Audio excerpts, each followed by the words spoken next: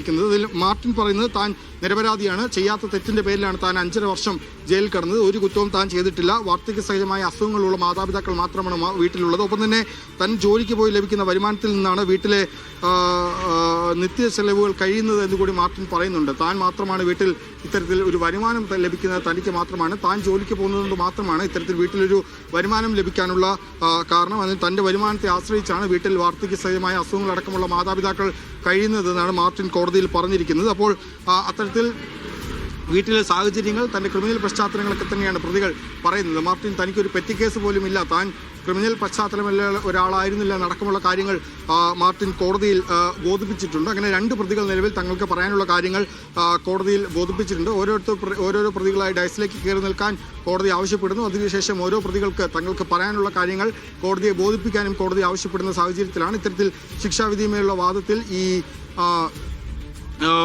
ഒപ്പം തന്നെ മറ്റൊരു കാര്യം, ഈ മാർട്ടിൻ കോടതിയിൽ വലിയ തോതിലുള്ള അല്ലെങ്കിൽ വലിയ തോതിൽ കരയുന്ന ഒരു സാഹചര്യമൊക്കെ ഉണ്ട്. വിങ്ങിപ്പൊട്ടി കൊണ്ട് തൻ്റെ കാര്യങ്ങൾ പറയുന്നു എന്നാണ് കോടതിയിൽ മനസ്സിലാക്കുന്നത്. നിരപരാധിത്വം മനസ്സിലാക്കി ജയിൽ മോചിതനാക്കി തരണമെന്നാണ് മാർട്ടിൻ കോടതിയിൽ ആവശ്യപ്പെട്ടിരിക്കുന്നത്. 5.5 വർഷം താൻ ജയിലിൽ കഴിഞ്ഞു, ചെയ്യാത്ത കുറ്റത്തിൻ്റെ പേരിൽ ജയിലിൽ കഴിഞ്ഞു. പക്ഷേ തൻ്റെ നിരപരാധിത്വം, തൻ്റെ സാഹചര്യങ്ങളൊക്കെ മനസ്സിലാക്കി തന്നെ ജയിൽ മോചിതനാക്കണമെന്നാണ് വലിയ തോതിൽ ഈ കരഞ്ഞുകൊണ്ട് ഇത്തരത്തിൽ മാർട്ടിൻ കോടതിയിൽ പറയുന്നു. നിരപരാധിത്വം മനസ്സിലാക്കി തന്നെ ജയിൽ മോചിതനാക്കണമെന്ന് കോടതിയിൽ നിന്നും ഈ ജഡ്ജിക്ക് മുമ്പിൽ ഈ വിങ്ങിപ്പൊട്ടി മാർട്ടിൻ പറയുന്നുവെന്നാണ് ഈ കോടതി മുറിക്കുള്ളിൽ നിന്നും നമുക്ക് മനസ്സിലാക്കുന്നത്. അങ്ങനെ ശിക്ഷാവിധിന്മേലുള്ള വാദം ആരംഭിച്ചിരിക്കുകയാണ്. ഈ തങ്ങൾക്ക് പറയാനുള്ള ഓരോ കാര്യങ്ങൾ പ്രതികൾ പറയും. പക്ഷേ ഈ മാർട്ടിൻ ജയിൽ മോചിതനാക്കണം, തൻ്റെ സാഹചര്യം മനസ്സിലാക്കണമെന്നൊക്കെ പറയുമ്പോഴും നിരപരാധിത്വം പരിഗണിക്കണമെന്നൊക്കെ പറയുമ്പോഴും കുറ്റക്കാരനാണെന്ന് ഓൾറെഡി കുറ്റക്കാരനാണ് എന്ന് കോടതി വിധിച്ചു കഴിഞ്ഞൊരു പ്രതിയാണ്. അപ്പോൾ അദ്ദേഹത്തിന് നിരപരാധിത്വം ഇനി എങ്ങനെയാണ് മനസ്സിലാക്കേണ്ടതെന്ന് അറിയില്ല. പക്ഷേ ഏതായാലും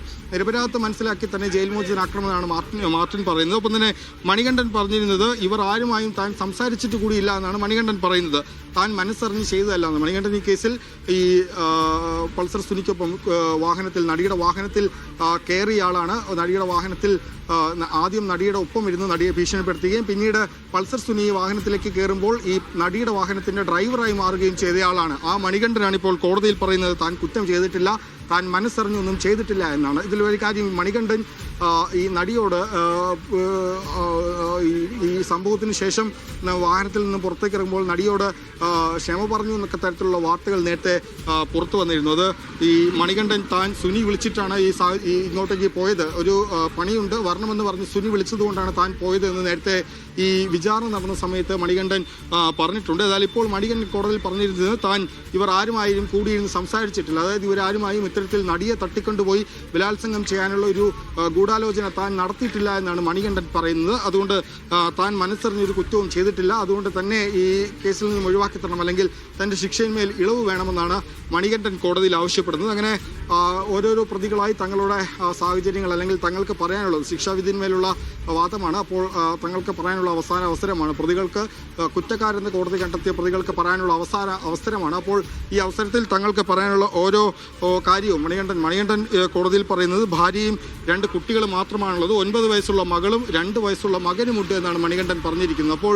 ഇവരുടെയൊക്കെ കാര്യം നോക്കേണ്ടത് താനാണ്, അവർക്ക് ഏക ആശ്രമമായിട്ടുള്ളത് താനാണ്. അപ്പോൾ താൻ ജയിലിൽ പോയാൽ ഇവർക്ക് ആരും ഇല്ലാതായി തീരും, അല്ലെങ്കിൽ ഇവർക്ക് ആകെയുള്ള വരുമാനം താനാണ്, തൻ്റെ വരുമാനത്തെ മറ്റും ആശ്രയിച്ചാണ് ഇവരൊക്കെ കഴിയുന്നത്. അപ്പോൾ താൻ ജയിലിൽ പോയാൽ ഇവർ വലിയ വഴിയാധാരമാകുന്നവർക്കുള്ള കാര്യങ്ങളാണ് മണികണ്ഠൻ കോടതിയിൽ പറയുന്നത്.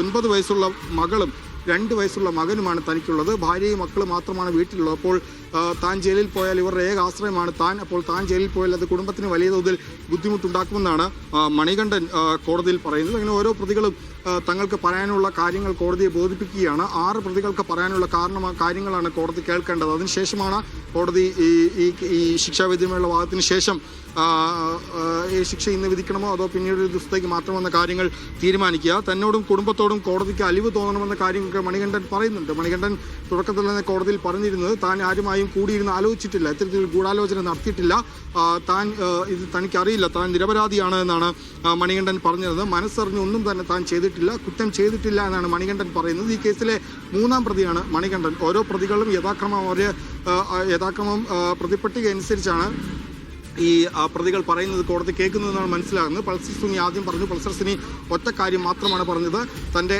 അമ്മ മാത്രമാണ് വീട്ടിലുള്ളത് എന്നാണ് പൾസർ സുനി പറഞ്ഞത്. അമ്മയെ നോക്കണം, പ്രായമായ അമ്മ മാത്രമാണ് വീട്ടിലുള്ളത്, അതുകൊണ്ട് അമ്മയെ നോക്കണമെന്ന ഒറ്റ കാര്യമാണ് പൾസർ സുനി പറഞ്ഞത്. മാർട്ടിൻ പറഞ്ഞത് താൻ ജോലിക്ക് പോകുന്നത് കൊണ്ട് അല്ലെങ്കിൽ വാർദ്ധക്യ സഹജമായ അസുഖങ്ങളുള്ള മാതാപിതാക്കൾ മാത്രമാണ് വീട്ടിലുള്ളത്, തനിക്ക് നേരത്തെ ക്രിമിനൽ പശ്ചാത്തലമില്ല, ഒരു പെറ്റി കേസ് പോലും തൻ്റെ പേരിലില്ല, അപ്പോൾ ഇതൊക്കെ കൂടി പരിഗണിച്ച് തന്നെ താൻ നിരപരാധിയാണ്, തൻ്റെ നിരപരാധിത്വം കണക്കിലെടുത്തുകൊണ്ട് തന്നെ വെറുതെ വിടണം, 5.5 വർഷം ജയിലിൽ വെറുതെ കിടന്നു, തന്നെ വെറുതെ വിടണമെന്നാണ് മാർട്ടിൻ കോടതിയിൽ ആവശ്യപ്പെട്ടിരുന്നത്. പക്ഷേ